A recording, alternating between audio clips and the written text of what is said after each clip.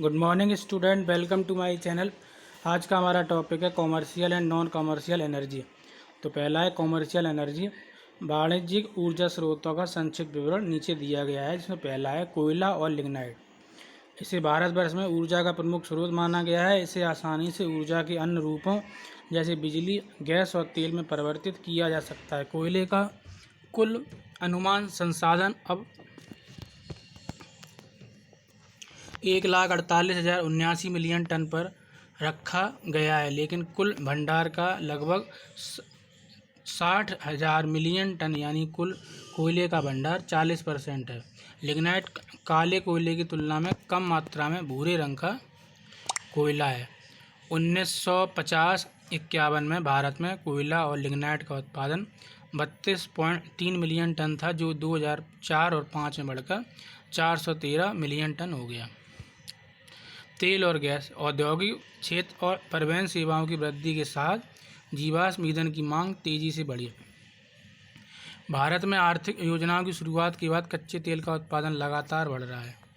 आज़ादी के बाद भारत सरकार ने व्यापक पैमाने पर तेल की खोज की आवश्यकता महसूस की और इसलिए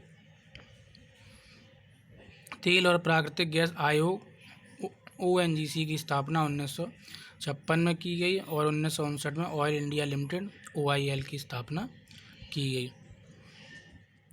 तेल के कुल रिकवरी योग्य भंडार का अनुमान 550 मिलियन टन है और गैस का अनुमान 500 बिलियन क्यूबिक टन है। कच्चे तेल का उत्पादन 2005 में लगभग 34 बिलियन टन होने का अनुमान था। कोयला और अन्य जीवाश्म ईंधन थर्मल पावर की पीढ़ी में सबसे महत्वपूर्ण भूमिका निभाते हैं। जल विद्युत शक्ति यह देश में बिजली विकास के दायरे में महत्वपूर्ण भूमिका निभाता है। हमारे देश में पन बिजली उत्पादन के क्षेत्र में काफ़ी प्रगति की है। पन बिजली के थर्मल पावर पर कई फायदे हैं। यह शक्ति का सबसे किफ़ायती स्रोत है। पर्यावरण प्रदूषण की कोई समस्या नहीं है। कूड़ा निस्तारण की भी कोई समस्या नहीं है। जनरेशन हाइडल पावर नवीकरणीय ऊर्जा संसाधन पर निर्भर करता है, जबकि थर्मल पावर की पीढ़ी कोयला और पेट्रोलियम तेल जैसे गैर नवीकरणीय संसाधनों के उपयोग पर निर्भर करती है। वार्षिक पन बिजली क्षमता लगभग 90,000 मेगावाट होने का अनुमान है। इसमें अब तक लगभग 18,000 मेगावाट विकसित किए जा चुके हैं। इसका मतलब यह है कि कुल क्षमता का केवल 20% का उपयोग किया गया है। इसलिए भारत में पन बिजली क्षमता के दोगुना की बड़ी गुंजाइश है। परमाणु या परमाणु ऊर्जा, भारत ने भी परमाणु ऊर्जा विकसित की। यूरेनियम और थोरियम दोनों परमाणु ऊर्जा उत्पादन के स्रोत हैं। भारत में यूरेनियम भंडार का लगभग 70,000 टन है, जो 120 बिलियन टन कोयले के बराबर है। इसी तरह 3,60,000 टन के हमारे थोरियम भंडार 600 बिलियन टन कोयले के बराबर होंगे।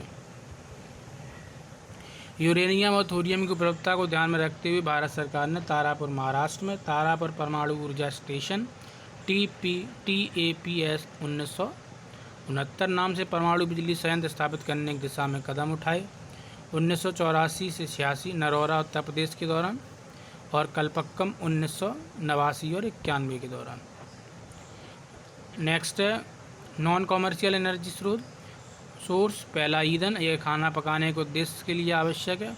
2001 और 2002 में कुल ईंधन की खपत लगभग 223 मिलियन टन की गई। कृषि अपशिष्ट, इसका उपयोग सेवा उद्देश्यों के लिए भी किया जाता है। कृषि अपशिष्ट का उपयोग पशुओं के लिए चारा और चारे के रूप में करते हैं।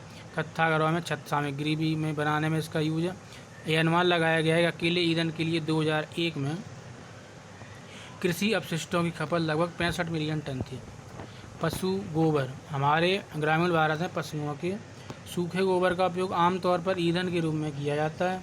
कुल अनुमानित उत्पादन में से 324 मिलियन टन पशु गोबर लगभग 73 मिलियन टन 22.4% हर साल ईंधन के रूप में जलाया जाता है।